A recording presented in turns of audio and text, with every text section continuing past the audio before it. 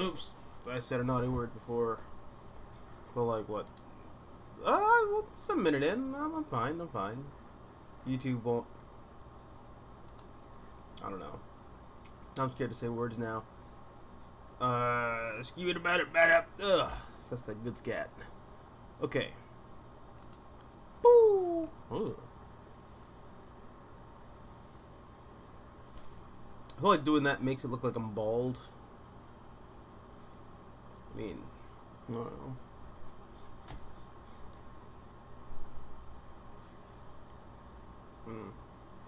I just hate doing this because I feel like my hair just gets all in my face. I feel like Ultimate Peter Parker when I do that. I don't know. It feels weird. What's going on, guys? How you doing? What's up, Tristan? What's up, Tevia? How we living? How we doing? It's Wednesday. You know what time it is. Oh, it's drugs time. And by drugs time, I mean comics time. Because comics are drugs. I swear to God, this, like, little pamphlets are like paper and ink crack. I can't. I am addicted. But, like, if we're gonna be honest, on, like, a laundry list of vices to have, I feel like being addicted to comics is, like, it's not that bad. Could be worse. It really could be worse. Just saying. Issued Modern Warfare 3. Okay. Dude, I mean, I don't want to victim blame here, but, like, that was your fault for getting a Call of Duty game in the current year of our Lord and Savior, 2023. Would not have done that. I probably would have spent more money on, like, Rocksteady's Marvel's The Avengers, also known as Suicide Squad Kill the Justice League, featuring Gunn. I would have spent money on that before I spent money on, like, a new Call of Duty game. God, that Suicide Squad game looks terrible. Like, absolutely awful. Whew. But Big Daddy Zaslav wants to do nothing but live service games. Meanwhile, Insomniac kind of just whipped out, broke the table with their massive, like, money schlong of Spider-Man 2. Which, honestly, is not as great as the first game, but, like, still, people like single-player experiences. I really don't know what's going on with, like, all these major companies who are like, live service is the way to go, it's the future. No, it's not, dude. It worked for Overwatch. Overwatch is, like, a weird exception, though. I don't know whose son or daughter was, like, ritualistically, like, raped and sacrificed to make Overwatch, like, the most profitable live service game in the history of gaming, but, like, I don't know. It's not the model to follow for everyone. It's not the model to follow. I don't know. But I don't know. I'm not the big money guy. I'm just some guy on the internet. What do I know? I read first 2 issues of Tom King's Wonder Woman, and they were awesome. I got the Tortino Tedesco variant for number one. Who that? Who is Tortino? That's a cool name, though. I'm not gonna lie. If I had a name like that, I'd, like, tattoo it on my forehead like I'm Jared Leto's Joker.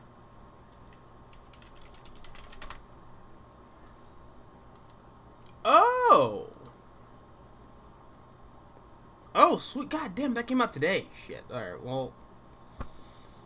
I guess I'll have to pick up I'll pick it up tomorrow. Damn. Okay, never mind, because I got the Latino variant for issue 1. I just didn't realize that Wonder Woman came out today. What did you, and you said you liked it? Alright, cool, man. I'll give it a shot, bro. I like Tom King. He's hit or miss for me, but like I generally like Tom King. The first issue of Wonder Woman, I see where some of the complaints from like naysayers are coming from.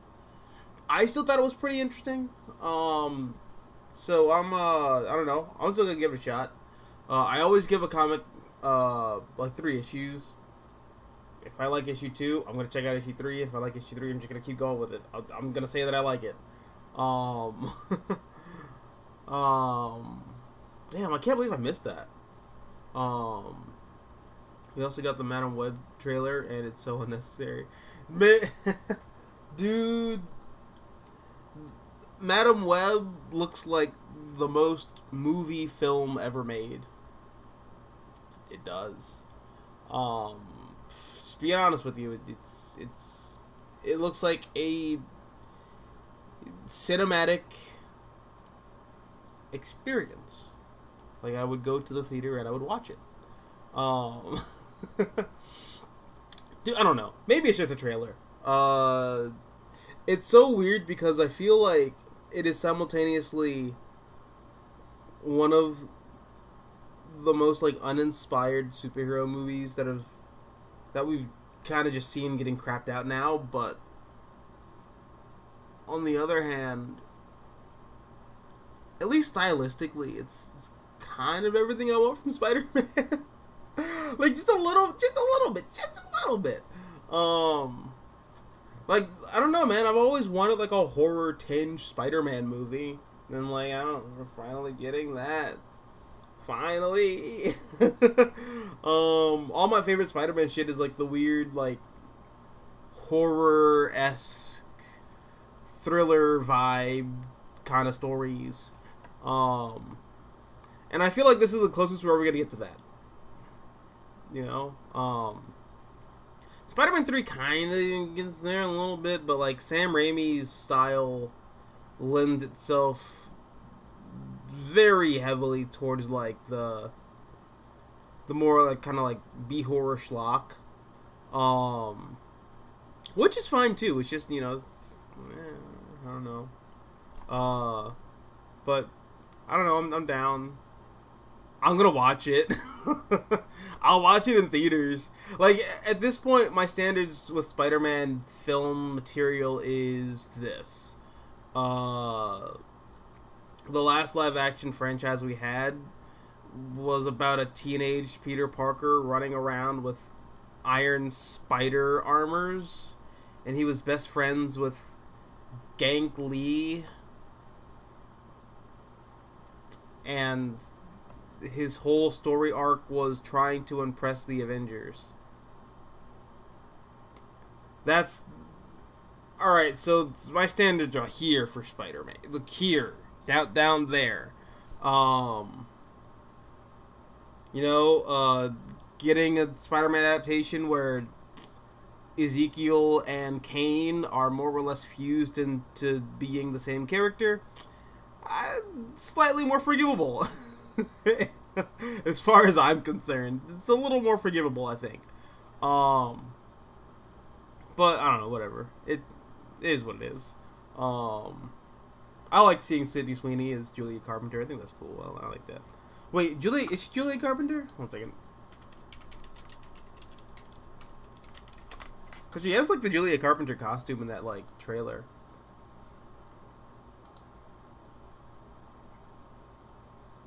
Okay, so she is like Julia Carpenter. Okay, cool. I wonder if they're gonna do the thing where like Julia takes over as the new Madam Web. That'd be interesting. For this stupid movie, it'd be interesting.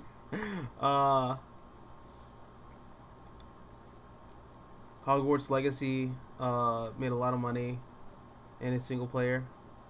I mean, that's also just like there are a lot. I mean, a lot. And I can't stress this enough. A lot of Harry Potter adults who have money to spend. So, it makes complete sense to me why that game is like a massive juggernaut. But I don't know why it's like I don't know why that doesn't like ring a bell for Warner Brothers games that like maybe we shouldn't do single player games. I don't know. Whatever. Overwatch isn't profitable anymore. Oh damn, the milk's gone bad. It's dried up. I still don't understand why they're making Ezekiel Sims a villain in the movie and not Moreland. Probably because Sony's really leaning hard on the Spider-Verse stuff, and I mean, Ezekiel's a big part of all that Spider-Verse stuff, you know. All the spider totem bullshit starts with JMS, and it's so funny. Everyone's like so ready and willing to bend over backwards and ream themselves orally with, oh, the Spider-Verse is great because the animated movies are great, but the second we get like the JMS stuff, which kind of started the Spider-Verse stuff, everyone's like, oh, why are we getting all this crappy crap? I don't want to see that. It's like, so you like Spider-Verse, but you don't like the JMS stuff, which kind of started it, but is like infinitely better than Spider-Verse, as far as the comics are concerned. That's just, I don't know. I saw a lot of internet reactions today, so just, and this is my fault for being on Twitter watching all these reactions. It is very abundantly clear that comic book Twitter will like complain about things without having actually read things that they're complaining about. So,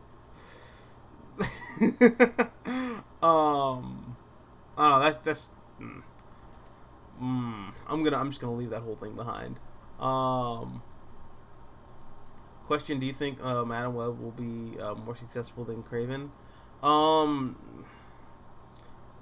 If you got Sydney Sweeney swinging around in some like skin tight leather, probably. Then again, you know what? You can't turn down the prospect of Aaron Taylor Johnson being a thirst trap. You really can't. It worked for Aquaman. So, Sony's Madam Web: Rise of the Spider Girls. Spider Gals. Girls get it done with Spider Gals.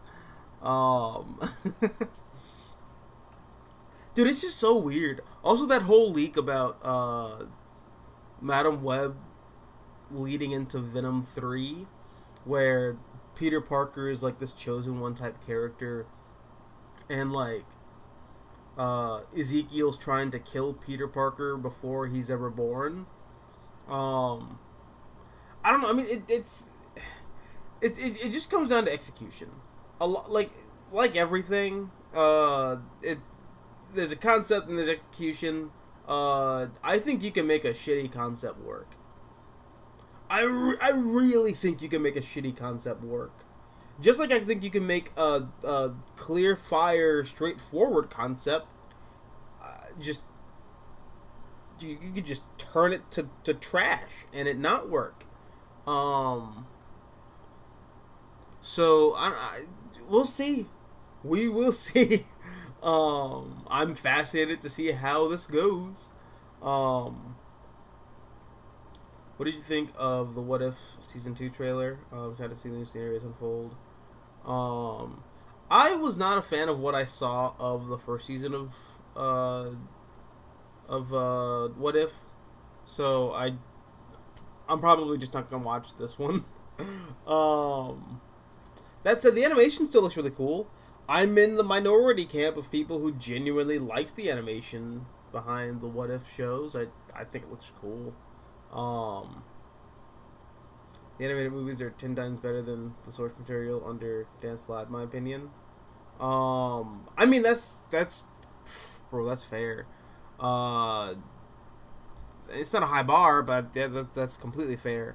I will say the second movie for me leans a little too heavily into what I didn't like about the Dan Slott Spider-Verse material. I think it is a little too big.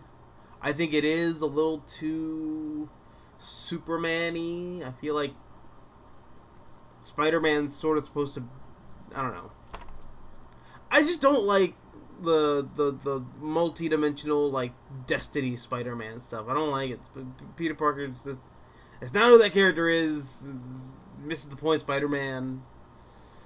But it is what it is. Still better than those comics. As far as I'm concerned, they are still like light years better than those comics. A rumor from Madam Web: apparently the Spider-Girls have to save Ezekiel from killing a baby Peter Parker who grows up in the MCU because Sony's Spider-Man universe wants to be the MCU. Weird. That's weird. Okay. I guess. I'm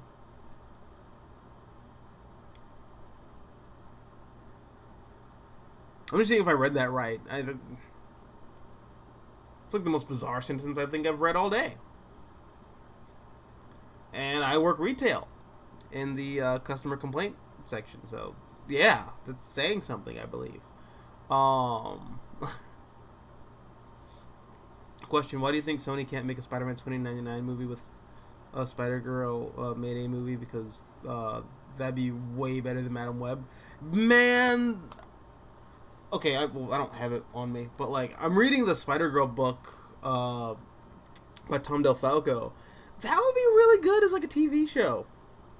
That you can make an animated Spider-Girl show just off that material, and it's great. I don't know why Sony doesn't do that. I think they, or well, maybe not a TV show because they actually, yeah, I take that back because I think Marvel Studios owns the rights to making like Spider-Man TV stuff. But still, you can easily make a Mayday Parker Spider-Girl movie. You can totally do that. I don't know why no one's thought to do that. I don't know, we're scraping the bottom of the barrel with like Julia Carpenter and Anya Corazon. I mean, I love Anya Corazon, but let's be real. Who beyond me, who cares about Anya Corazon? I don't know why we're scraping the bottom of the barrel with like Madam Web and Ezekiel and potentially adapting Mark Miller and Terry and Rachel Dodson's Trouble. Maybe, kind of, I think, I don't know. I don't know why Sony is doing that and not A material. Just do the thing. Do Spider-Girl. Or do a fucking Spider-Man 2099 movie. Blade Runner 2049 came out and proved that you can do it. We have the technology to actually do it, so just fucking do it. I don't know why you don't do it. Maybe some of the larger Marvel Universe stuff would be difficult to do, like, you know, the whole, the Thorite, cult by, the Alchemax Corporation. Oh, sorry, spoilers. But, like, you know, the Thorite cult might be hard to do. All the Heroic Age stuff might be a little difficult to adapt, but, like, just rip off the plot of Blade Runner and make it Spider-Man, dude. It's not, it's not rocket science. It really isn't. I don't know why we're making it rocket science. It's so easy. But Sony's just gonna Sony, I guess. Comic book fans complain about superhero movie inaccuracy that doesn't stick to source material of the main universe, but still consume them. Yeah. But I also think it's like I think it's a kind of a multi-layered problem. Not problem. It's like just one of those multi-layered situations. Where sometimes films or comic book films are not completely comic accurate, but when you get to like the nitty gritty of comic book fan headcanon, now a lot of comic book fans see certain characters and like how they in their headcanon like to internalize a lot of like classic storylines and whatnot. A lot of people kind of just want to see their headcanon projected onto like the big screen because the silver screen is somehow like the most legitimate form of media, I suppose.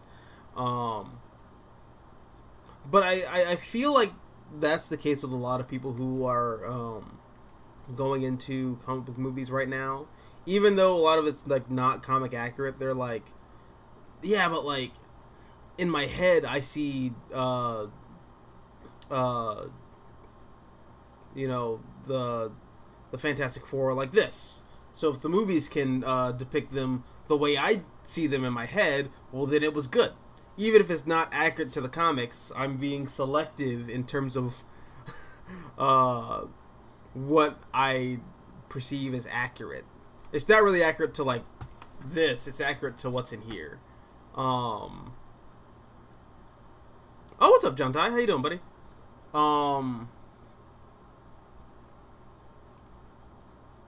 Scraping the bottom of the barrel because franchise popularity. It'd be like that. Speaking of scraping the bottom of the barrel, I checked out Punisher. I'm kidding. I actually checked this out last week. I just had to like buy the book, and it was really good. I think I said so like last week. It's kind of cool how. Well, first of all,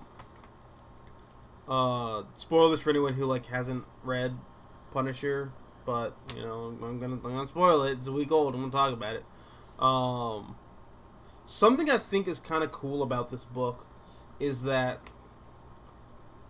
we've been living in this status quo of S.H.I.E.L.D. is defunct and like the global espionage community is like kind of in shambles right now.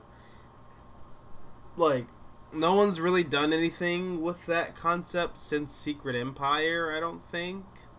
So like it's cool to see someone like finally like actually doing something with that idea. Also,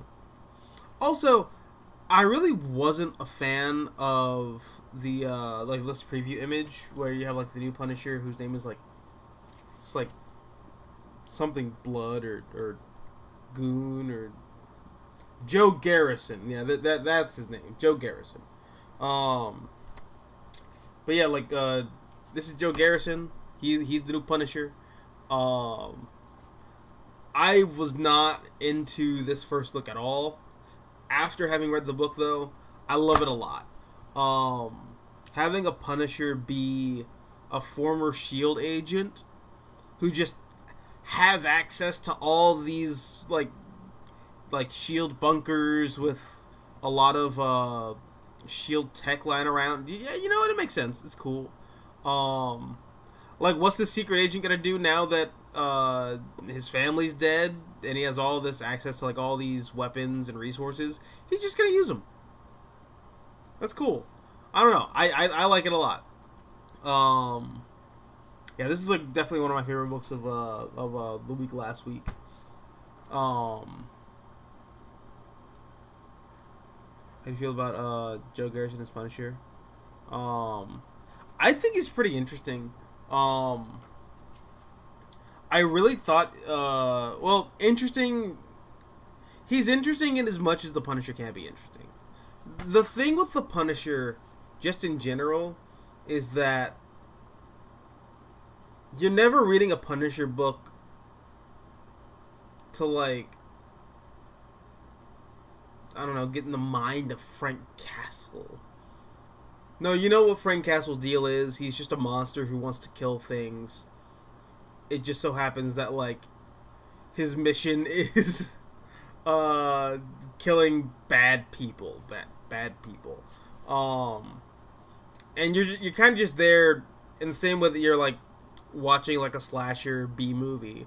You're just there to watch the kills. You just want to watch the creative kills, and you want to watch these like really unlikable teenagers just get their shit stomped. That's more or less how I feel about Punisher in general. And I feel like this is kind of scratching that itch for me. Joe Garrison, he has a mission. I'm gonna kill crime. These guys kill my family. I'm gonna hunt them down. I'm gonna punish them. And he does it in like really cool and interesting, creative ways. I love the whole bit where he pulls a bullseye, and he ends up like shooting this dude. He's like a Sokovian terrorist. Between the train cars as the train is leaving the station. I just thought that was really cool. That's the shit that I'm reading Punisher for. It's cool. Maybe I'm shallow, but I'm just there to see cool kills. And this book is doing that for me. I also don't mind that Frank Castle's gone. I don't like how he left. I think the whole Beast of the Hand resurrecting your wife and son, and then your wife like turning him into like a bitter divorced Reddit dad is fucking dumb. But like, all right, whatever. That's the end of Frank Castle, I guess. Whatever. Fucking that. It's stupid, but I don't know. This Punisher's cool. Let's see. What else did I read this week? I almost put my food down in food. That was it. I almost put my food down in food. Wow. I almost put my comics down in food. That would have been tragic.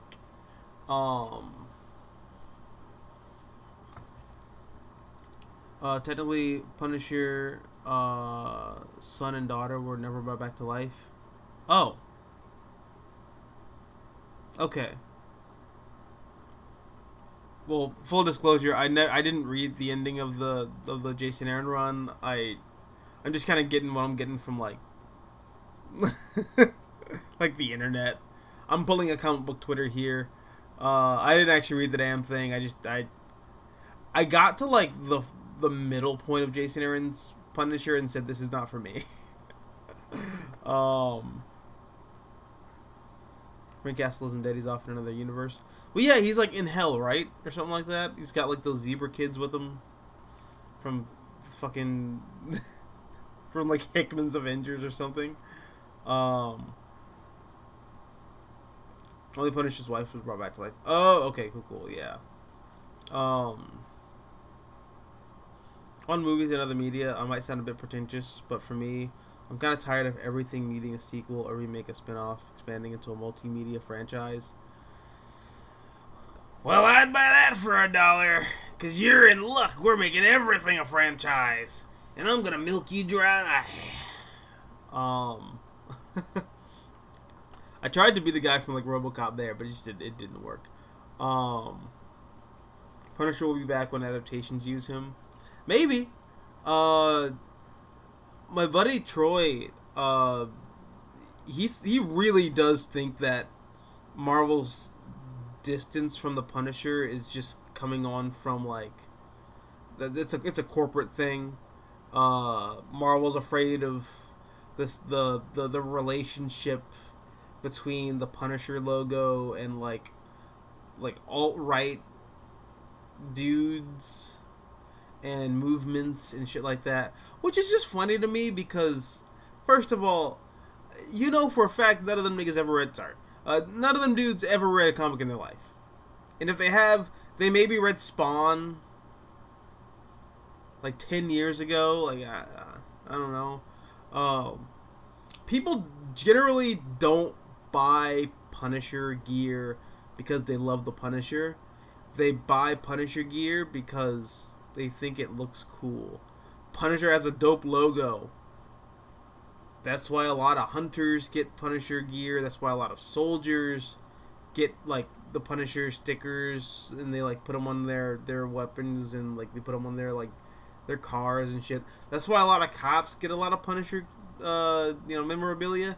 It just looks cool. It literally just looks cool. That's all it is. In fact, I would wager that a lot of the people who Marvel is afraid of having the Punisher logo um, associated with those groups. I don't think 90% of those people in those groups that Marvel is like afraid of being associated with even know what that logo is. At this point, I'm willing to bet it's kind of like Kilroy.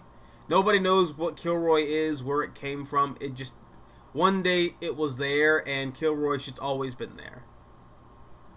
That's I feel like that's what the Punisher logo is. Punisher is just Kilroy now.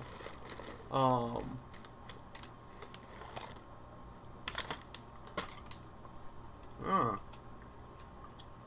one of my craisins fell. No, damn it. Fuck. No, get out. Thank you.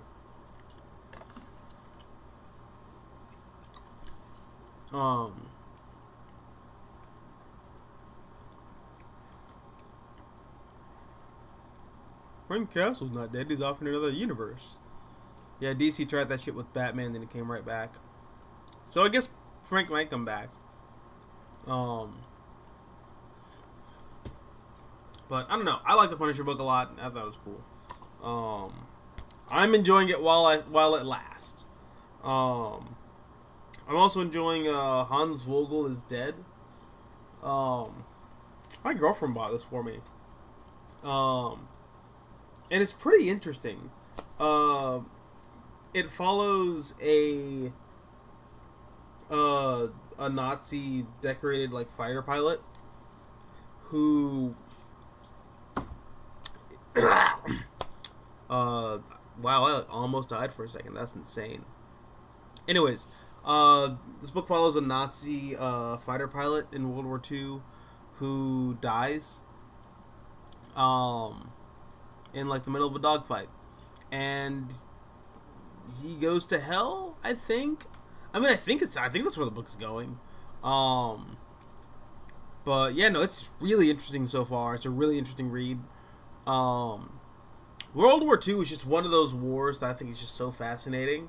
So reading this book and seeing its like approach to a lot of like the Nazi soldiers, and it's just like treating them like they're no different from, you know, the UK brass or the American soldiers or anyone else.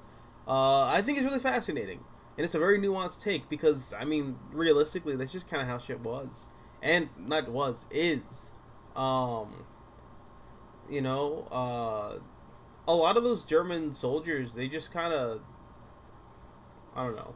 You know, we want to get like, you know,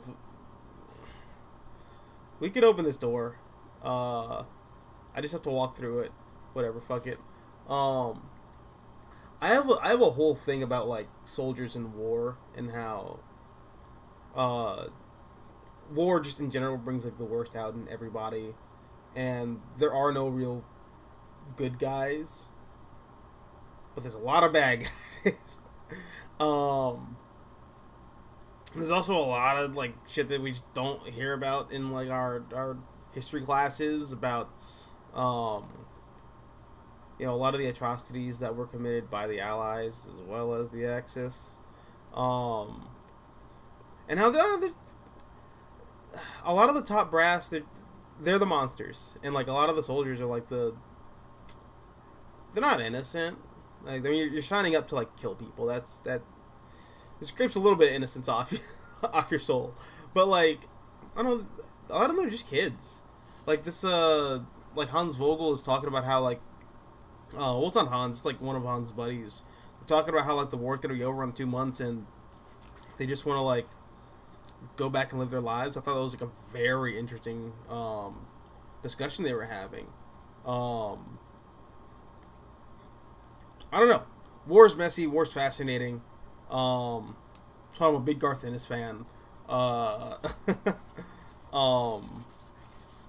like World War II specifically, anything relating to like the Nazis is still kind of taboo to like depict them as like not monsters. But I think this book is pretty fascinating in that regard. in that it's like kind of going out of its way to say that like a lot of these Nazi soldiers, they were just like, they're just regular kids, regular Joes, like every other G.I. Joe schmuck who fought in like, you know, the Russian battalion and the Queen's army. Or I guess it was the King's army at that point in time. I don't think Elizabeth was queen yet. But yeah, no, this book's really interesting so far. Fascinated to see where it goes.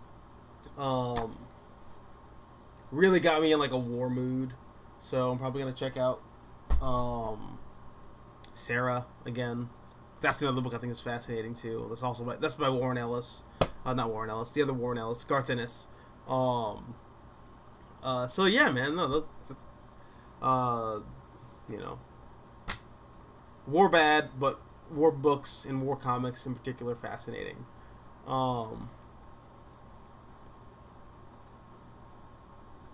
Countless creators to handling these stories and putting their own unique spins on them has led to various retcons, revisions, reboots, and wildly different interpretations of characters in the same canon. Yeah, dude, that's like... It's why I don't think a lot of characters... You can't say a lot of them are, like, consistent.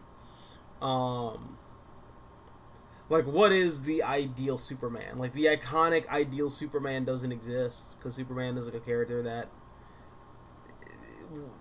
has origins as, you know, rooted in being, you know, this pulpy, not anarchistic, but, like, rebellious, anti-authority, well, yeah, and anti-authority, like rebel.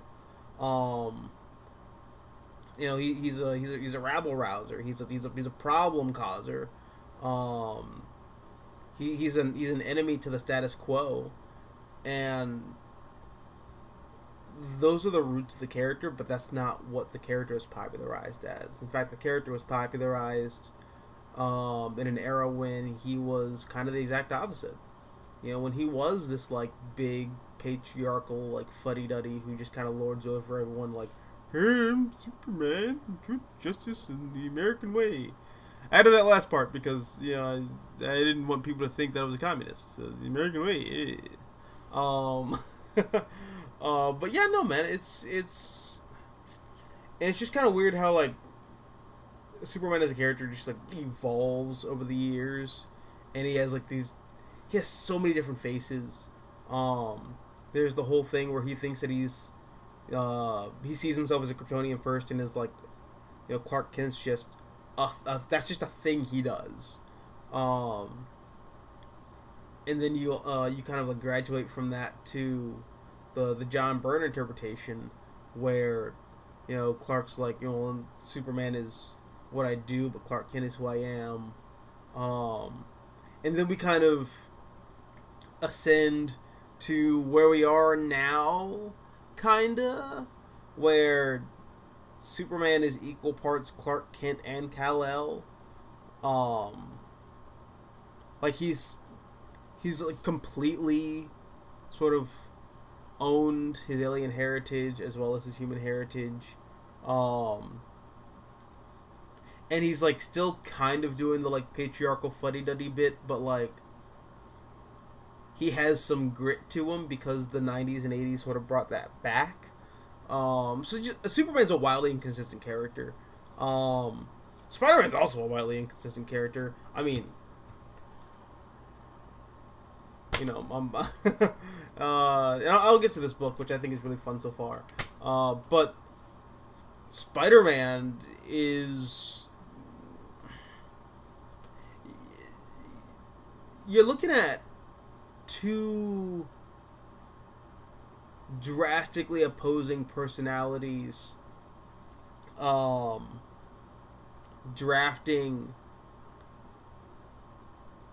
the core essential development stages of this character's publication history. You know, you have Steve Ditko, who's like, you know, like an Ayn Rand worshipping objectivist, who's also like a horror guy. Like that was his thing. He drew and wrote like horror stories. That was his. That's what Spider-Man's sort of born out of. So you have that, but then you also, you know, after like issue like 38 or 39 or whatever, you know, jazzy John Romita. He's like, it's the 70s. Peter Parker's gonna whip out that bisexual boy, 19 inches of handsomeness, and he's just gonna be like sexy and swinging, and he's all happy, and it's a romance. It's the world ultimate romance. It's Archie and Veronica and Betty, but it's everybody. Um, like you bring that energy to Spider-Man, like coming off the heels of Ditko, and immediately you just run into a situation with the characters at war with themselves. You know, is Spider-Man a horror story, or is it like this kind of like goofy, irreverent comedy? So like you're really kind of like you're seeing the character fight himself in that regard, and that's why he kind of like goes back and forth so constantly, I feel. But yeah, no, characters are gonna be drastically different, creator to creator, and that's something that used to get on my nerves, but like now it's just something I just kind of look forward to and go like, oh, what's this guy gonna do with the character? I'm probably not gonna like it, but it's still fascinating to see what they're gonna do with it. And it's gonna be fascinating to see what the next guy who, you know, comes afterwards, and you know, maybe they do something that I do like, where someone else is probably gonna feel is like an abomination, and I'm just gonna sit back and laugh at them, because I'm getting what I want. But you know, speaking of Spider-Man, we got issue. Well, actually, this is issue 1 of Spine Tingling Spider-Man. I have issue 1 and issue 2 in here. Do I have issue 2? Yes, I do. I have issue 1 and 2. Yes, baby. Yeah, I got issues 1 and 2 of Spine Tingling Spider-Man. This book continues to be really dope so far. I really like horror-tinged Spider-Man content. I love horror Spider-Man stories. I love Kraven's Last Hunt. That's like probably my favorite Spider-Man story. But I also really love a lot of the JMS stuff, which leans really heavily into a lot of the like esoteric fringe. Like it's not even sci-fi at a certain point. It's just straight up like esoteric horror. Once you get into like all the spider totem stuff, which Ezekiel, I've seen some people on Twitter go like, well, he's lying about it, and it's like, what are you talking about? Read the other. He's literally right. Like what? I don't know, man. But yeah, no, I really like Spine Tingling Spider-Man. This is right up my alley. I love horror Spider-Man, and if you like horror Spider-Man, I think you might like it too. Juan Ferreira continues to do like amazing art. Just look at this. That's gorgeous, and it's terrifying, but mostly gorgeous because it's terrifying. But you have this whole bit where like the guy on the train is like chasing Peter. Like, just I don't know. Shit like this just butters my biscuit in the best possible way, and I'm here for it. But yeah, no, I'm totally digging this book. It's just so much. I'm like filled with so much joy to be excited about reading Spider-Man again. Like, you have no idea. And I guess speaking of which, I guess I'll bring up the whole like Spectacular Spider-Men comic by Humberto Ramos and Greg Weisman. Not on my bingo card, but Greg Weisman coming back to Spider-Man in any fashion that's a complete W. I'm gonna take that as a win. I'm here for it. Would I have preferred to see Spectacular Spider-Man Season 3? Yes. But a Greg Weisman, Humberto Ramos Spider-Man comic in the year 2024 when the Amazing Spider-Man comics are pretty much ass. Yeah, man, sign me up. I'll take it. That is, as soon as Spine-Tingling Spider-Man ends, that will be my core Spider-Man book to read. And that's just... I'm here for it, bro. I'm here for it.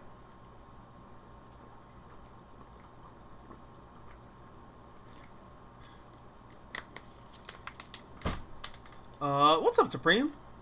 How you living? How you doing? Hope you're well. Just watched Darkman. It is the best superhero film that Sam Raimi has directed.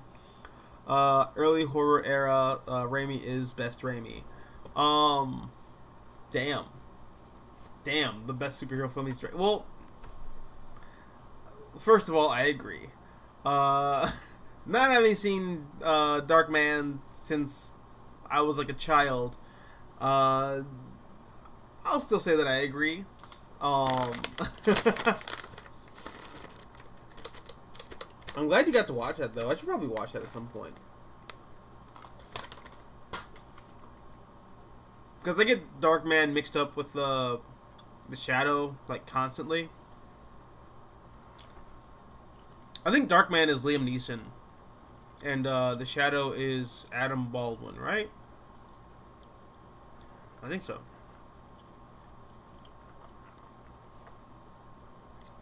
Oh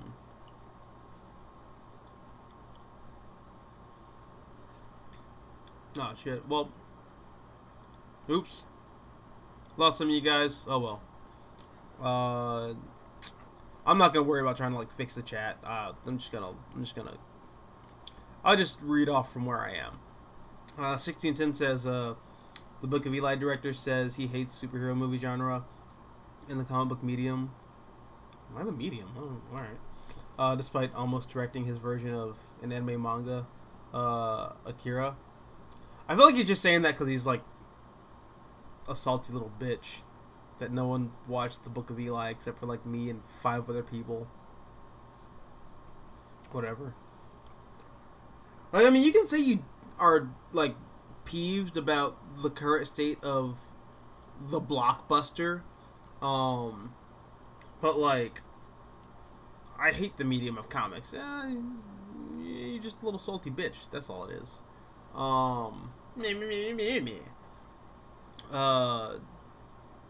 Greg Weisman's Spectacular Spider-Man Season 3. Young Justice after Season 1. Multiple time skips with dense lore that will never be addressed on scene. I mean... But everyone talks about like the Season 3 time skip with Young Justice, but like... Young Justice was always doing time skips. Like, Season 2 has a massive time skip. I think it skips like 5 years. Like, they skip over like Jason Todd dying. They skip over there's a whole bit where Aqualad's like the girl he has a crush on, she dies. In like the video game tie-in that like nobody played. So I don't know, bro.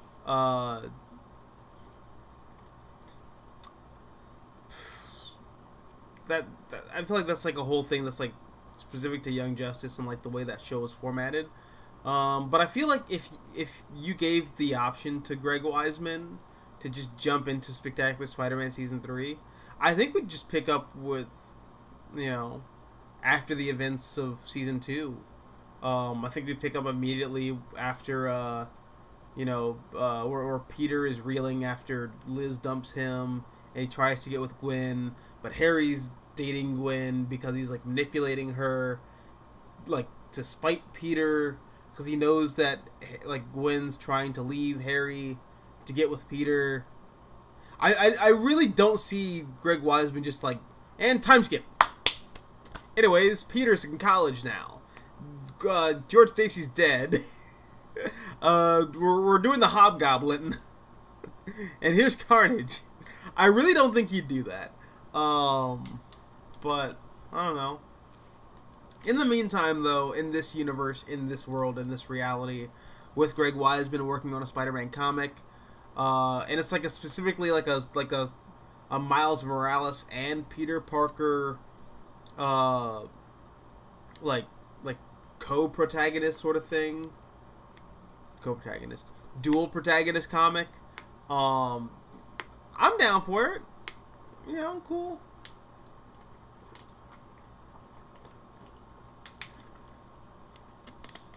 Let me see what Greg Weisman got. Let me see what he can do. I really hope this comic lasts more than 15 issues. I hope it does. Because I think it could turn out to be like really dope. Yeah, I love Young Justice. It was amazing. I like Young Justice a lot. I guess for me personally, I just feel like it's a little too... My big issue with Young Justice, just it feels like the DC universe through like a Marvel lens. Like, what if you took the DC universe and you just Marvelized it? That's sort of my thing with Young Justice, and I think in some respects it works. But then there were other situations where, like, I feel like characters are really... I don't think they benefit from, I'll say, like, the post-Claremont influence of, like, storytelling. Particularly characters like Static and Blue Beetle. Those are characters who are very much defined by that, like, sort of classic DC Comics... you know, I'm the king of my own castle, my own respective realm. This is what I do. All of my side characters are like extensions of me and my kingdom. It's very much how like DC Comics kind of operates. So like taking Blue Beetle, who's a character who's like intrinsically tied to his friends, his family, his community in El Paso, Texas, and saying, actually, what if we got rid of all of them? And what if Jaime just sort of like hung out predominantly with superheroes? Well, I feel like that completely misses the point of Blue Beetle, but okay, sure, whatever. Or like Virgil Hawkins, for example. This is a character who's like defined by his interpersonal relationships with his friends. We're just not going to show them at all. We're not going to show his family. We're not going to show a struggle between him trying to date like Frida at all. We're just not going to do that? Okay. Alright, I feel like that missed the point of Static, but sure, whatever.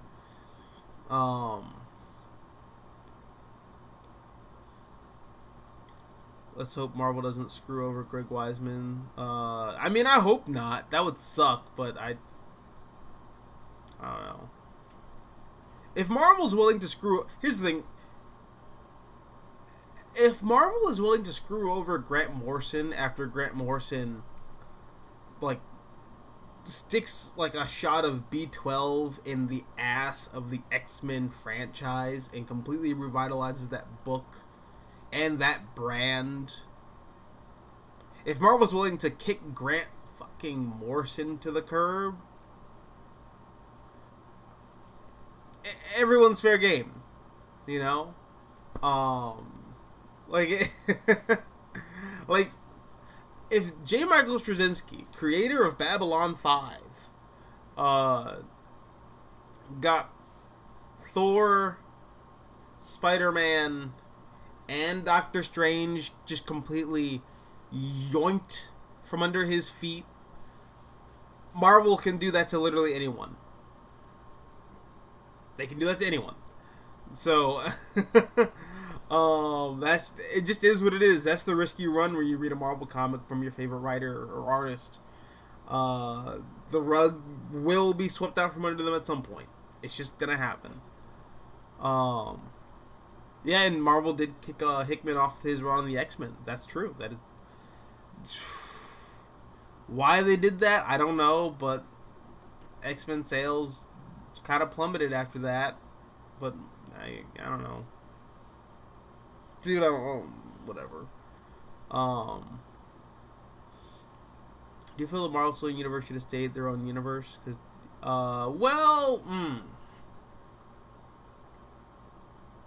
my joke answer is yes, because something segregation, but,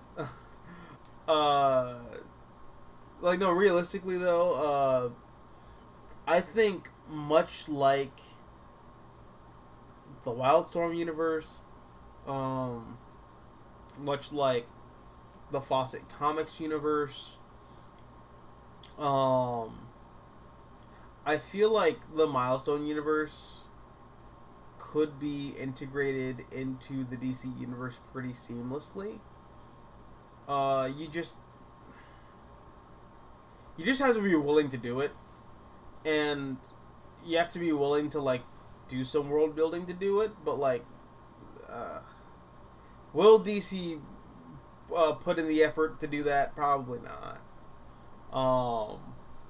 So in the meantime, you're just gonna see like Milestone characters in DC things randomly, except for when they explicitly don't take place in the DC universe. It's just, fucking whatever.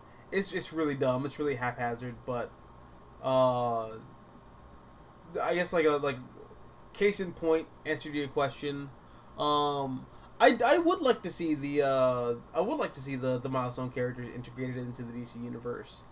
I think it'd be really fascinating to see a universe where Superman and Icon are like the world's two greatest superheroes, and they come from like two radically like different and opposed ideologies. One being the ultimate conservative, the other being sort of like the ultimate liberal. I really think that's fascinating. I don't know. I'll say more like Icon's more like the ultimate libertarian, but like traditional libertarian, not like the contemporary libertarian, which just means a conservative who smokes weed. I don't know, whatever. A friend of mine once said that things would have ended better if Jim Lee never sold Wildstorm to DC. In the long run, Wildstorm should have stayed its own thing. Well,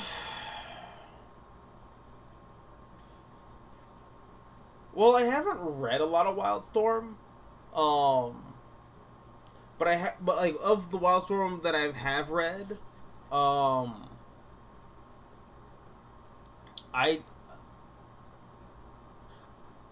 don't know where they could have gone.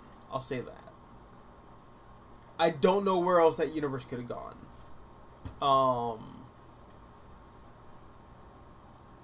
I feel like by the time you start getting to like the Grant Morrison era of, not Planetary, what's the other one? The Authority.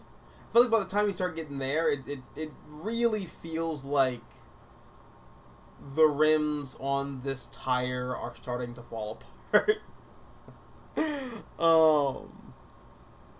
So I don't know. Grifter's in the DC universe now. We haven't done anything with him, but he's there. Ooh. I mean, DC's honestly done a lot with like the Stormwatch concept. I think that's pretty interesting.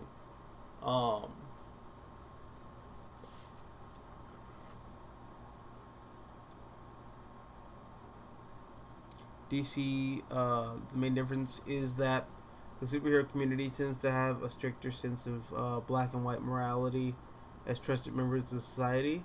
Modern age comics use mature lenses of that perspective. Yeah, no, that's true. Fuck. Actually, I guess speaking of DC Comics, also ended up getting issue 5 of Shazam. Um, this also just continues to be a lot of fun. But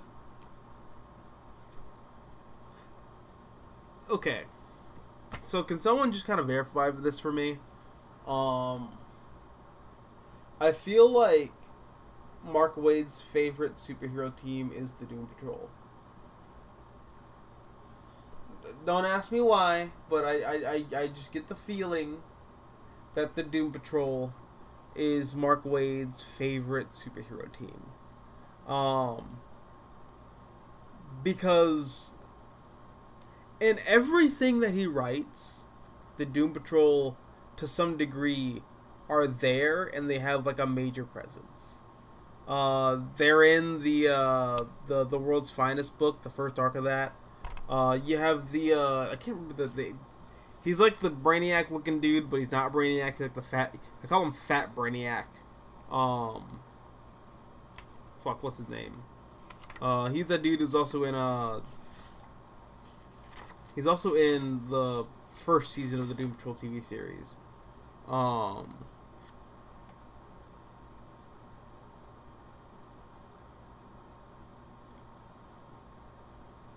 Gargox. So like Gargox is like a quintessential Doom Patrol villain. Why he's here, I don't know. The only answer that I can come up with is that it's because Mark Waid just fucking loves the Doom Patrol so much. I don't know, I just think it's funny. But yeah, no, the art's also just great. I mean, it's Dan Morrow doing the art, so like of course it's like, look at this. Gaze upon its beauty. Look at it. Oh my god. So cool. Dude, I fucking love Dan Mora. He's the absolute GOAT. Also, this is terrifying. I read this and I was like, holy crap, that is some Doom Patrol level nonsense. But yeah. This book continues to be great. The sales aren't really all there for this comic, which is a shame because I feel like Shazam is just one of the better superhero comics coming out between Marvel and DC right now. So, if you like superhero stuff, just in general, if you just like superheroes, I'd really check out Shazam if I were you. I really would. Alan Moore didn't react well when Wildstorm was sold to DC. He was just starting his American's Best Comic line, and he thought he would never be involved at DC again. Okay, so America's Best. That's an imprint of Wildstorm, right?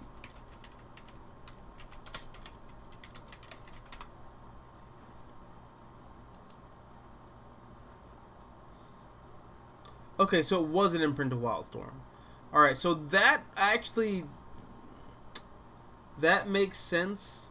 And I completely understand why like a lot of Alan Moore's America's Best comics are now being printed under the DC Comics label. Oh, that's fascinating. And I'm sure that's like frustrating for Alan Moore, who just wants nothing to do with DC Comics at this point. But I mean, Top 10 is being sold under DC Comics. You know, you have what's the other one that's not Top 10? Tom Strong, that's being sold under DC Comics. And I was just like very confused when I saw that like DC was the one that like published them. I was like, what the fuck? This is not DC Comics. American. What's going on? Oh. This paints a way clearer picture, so, you know, thank you.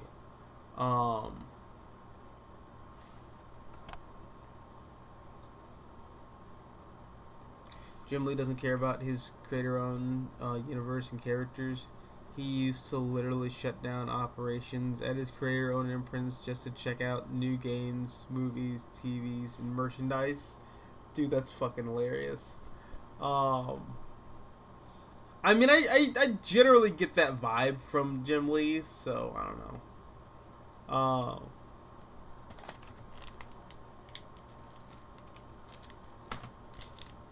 What's I pick? Oh, I didn't pick up this week. I ended up. Let me just pop this one out too.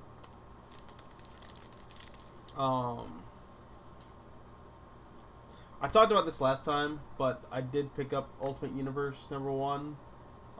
This book actually kind of like sets the stage for the Ultimate Universe moving forward.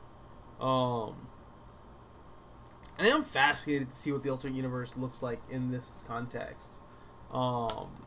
Particularly under Hickman, who's a very traditionally like cold writer. Like, he doesn't write a lot of like saucy, like raunchy superhero stuff. He does mostly like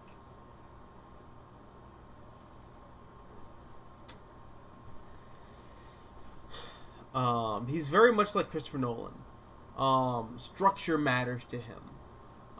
Characters will sometimes sound robotic, but it's literally just because Hickman needs to explain something.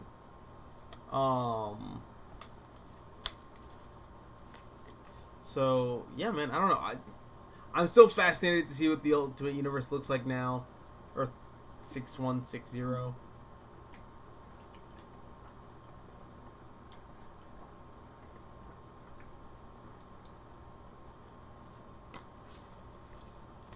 Holy fuck, water's amazing. Jesus. Every time I drink water for the first time in a while, I feel like an incel touching a boobie for the first time. It's amazing. Why did I say that out loud? God. Digital footprint. Digital footprint. Be a person on the internet. I mean, Hickman's Fantastic Four has heart to it. It does. It does.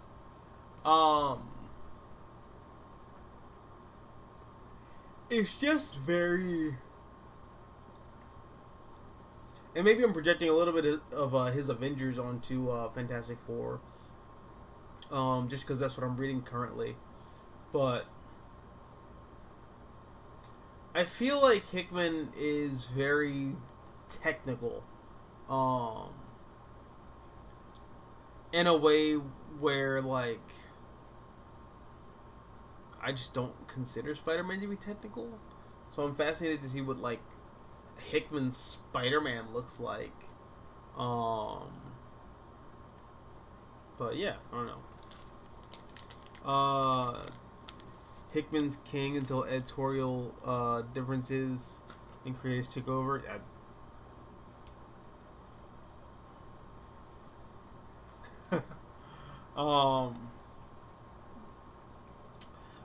Tubby says, question, any opinion on Mark Miller's big game and epic finale? Well, I'm fucking glad you asked, buddy.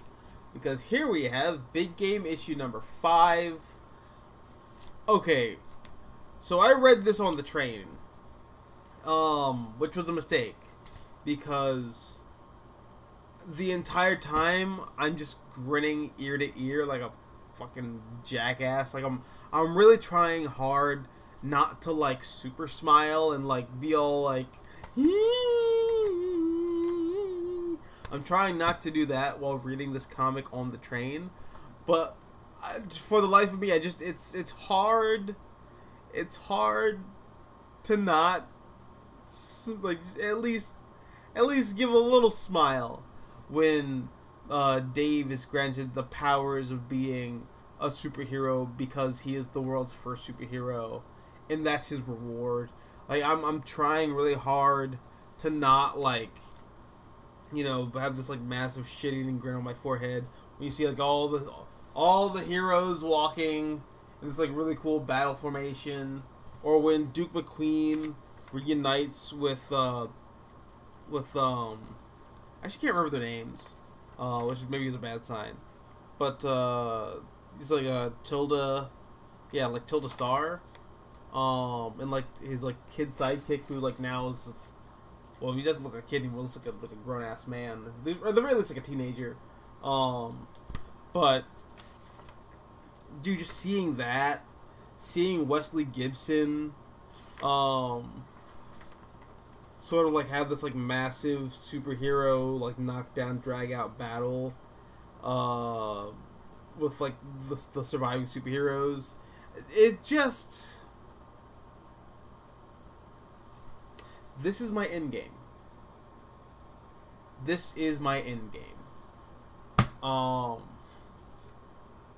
As, for someone who loved Kick-Ass as a kid, like for the longest time, like that was one of my favorite, like, just superhero comics in general. And it's still up there, but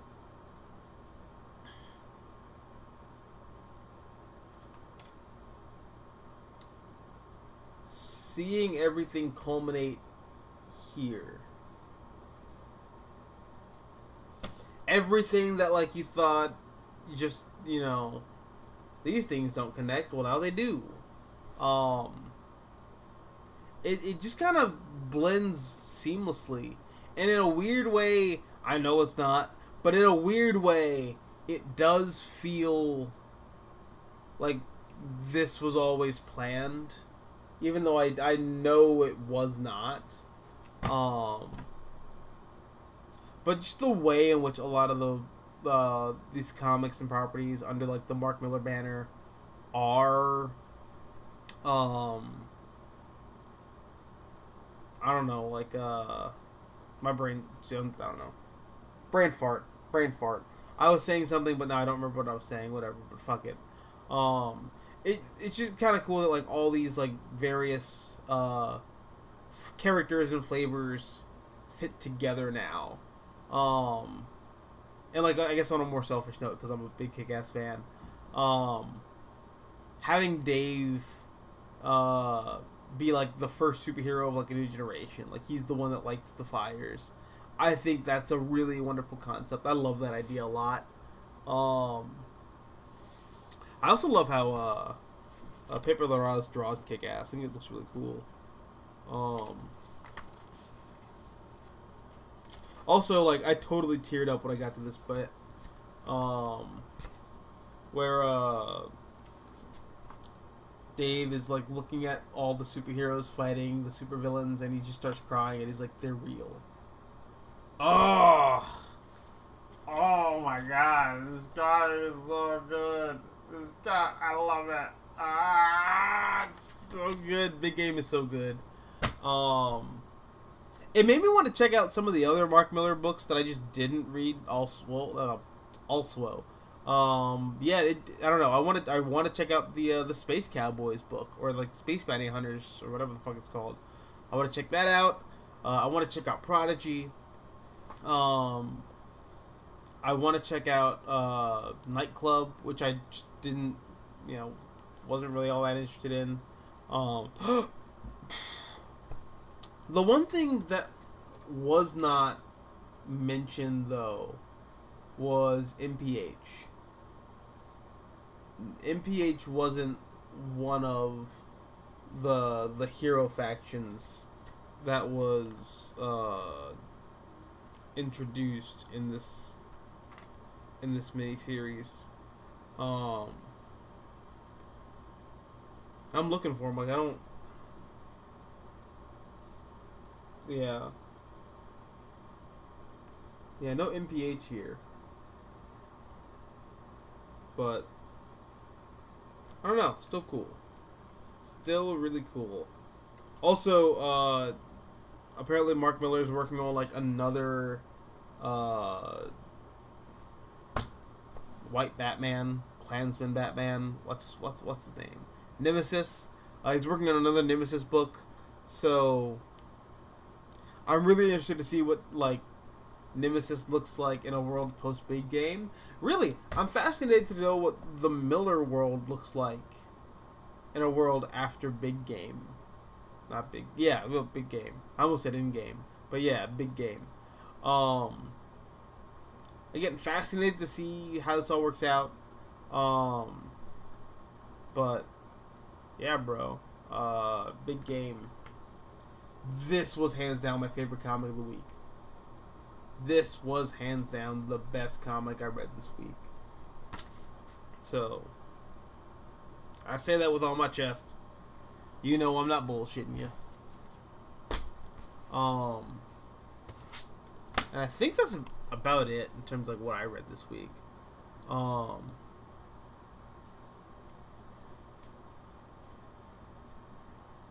also, I was so happy that Nemesis got his butt kicked. Yeah, yeah, that was a really cathartic moment.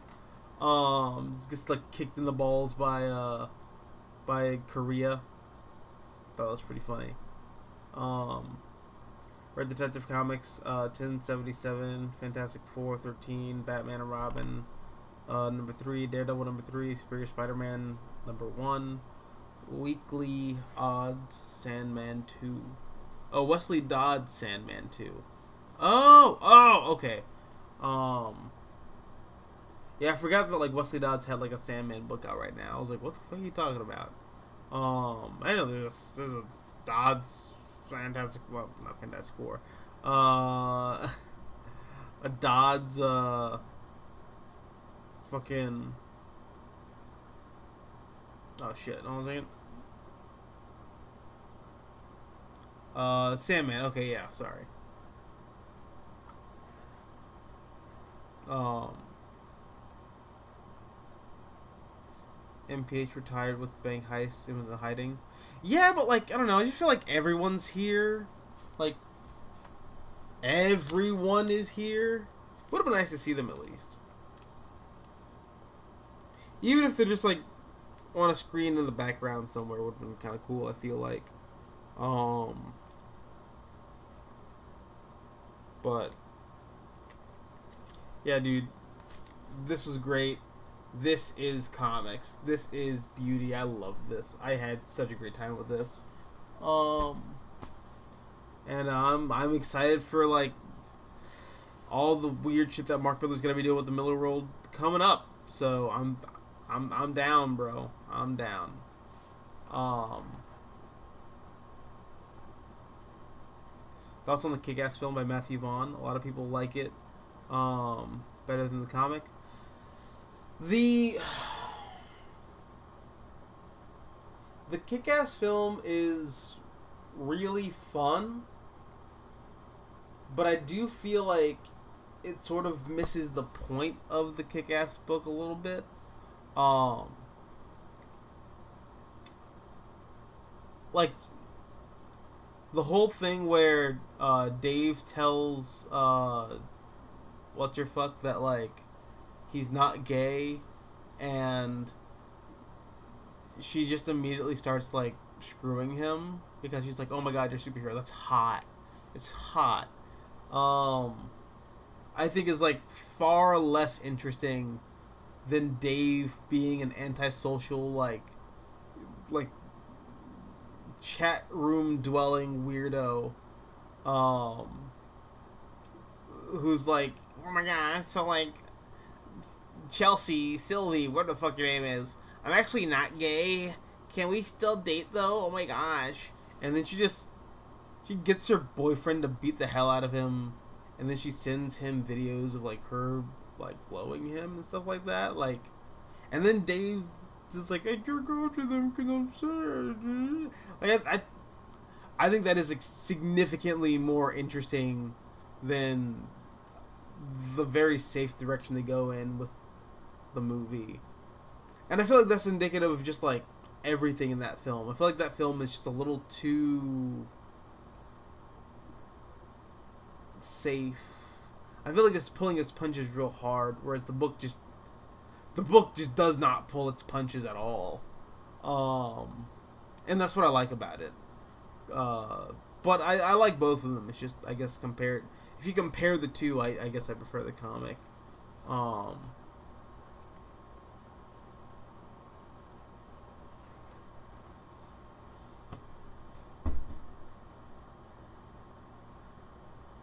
After Big Game, the Miller World Universe Civilization Society becomes 1930s due to superhero destruction and battles. um, yeah. Oh, and yeah. And there's a whole bit where the Jupiter's Legacy people showed up. Yeah. Yeah. Um, Give me a second.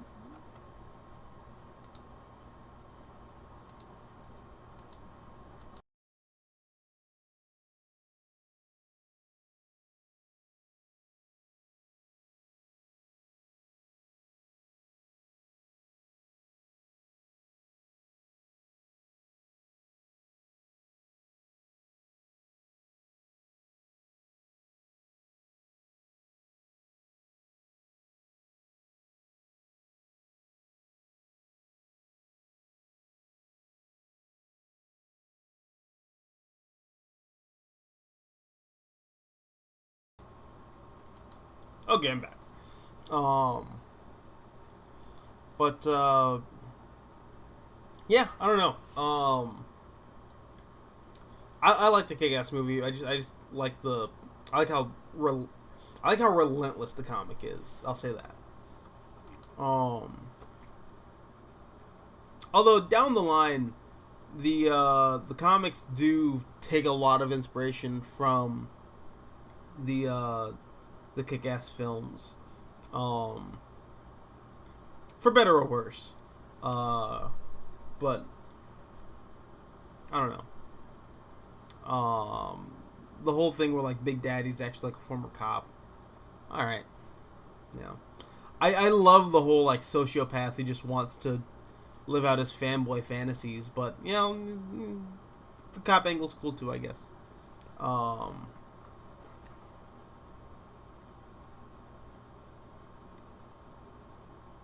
uh,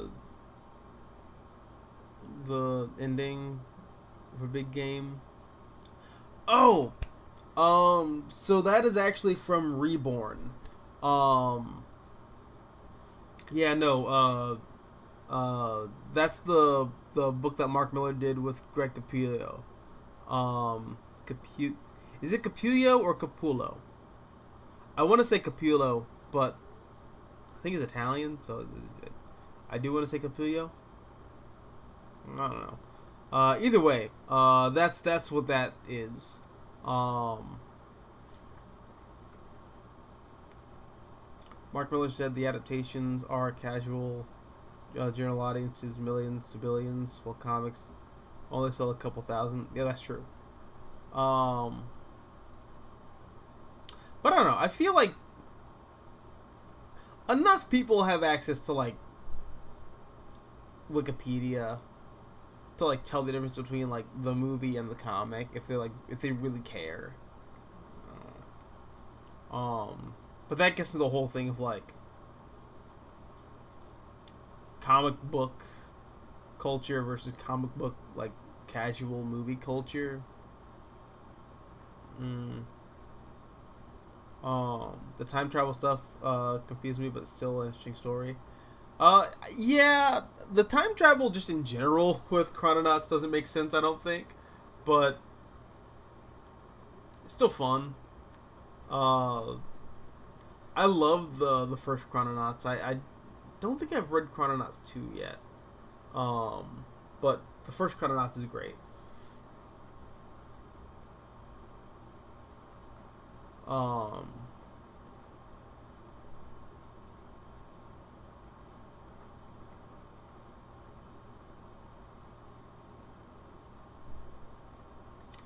but yeah, I'm actually probably gonna like sign off now.